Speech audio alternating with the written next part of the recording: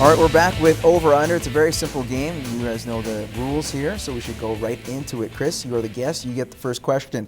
This one involving Phil Allen. He was an excellent coach, 805 wins, like you just mentioned earlier, the all-time winningest coach in post-secondary history. That includes CIS and CKSA. Now, with that said, he had a pretty good percentage winning-wise in the regular season at 801. What was his winning percentage, or what was his winning percentage in the playoffs, that is? Does that include nationals?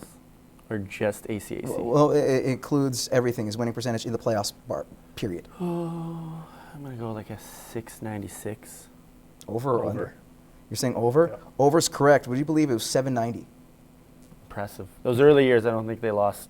No. Ever. The 86 team, I think in 2 seasons, maybe one game, that Yes. 86 team that won nationals at SAIT, they went perfect, 34-0. Yeah.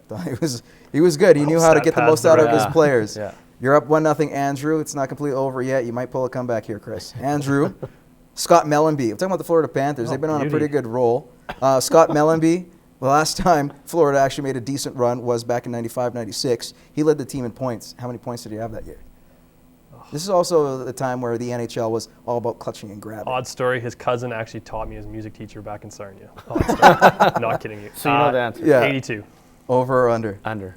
Under is correct. Only 70 points for that team. But, man, did he kill that rat. And everything is history out in Florida when they made that magical run to the playoffs. It's tied at 1. Chris, how many times has Dwight Howard recorded 20-plus points and 20-plus rebounds in a game? This is a record, and he surpassed Charles Barkley for this.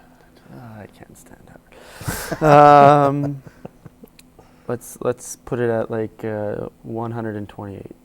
Over or under? Under. Under is correct. Only 45 times. That's the most of any NBA players. Closest guy was Charles, like I mentioned, Barkley, 37. I want to put, but it's still impressive. Yeah, and he's always 20 hurt. and 20 on a regular basis, or at least to this time in his career. That's pretty darn impressive. It's 2-1 for you, Andrew. We're going to stick with basketball. Talk about Wilt Chamberlain. The All-Star game is a little over a month away, but Mr. Chamberlain set the record for most points in an All-Star game in the NBA. How many? 52. Over or under? Over.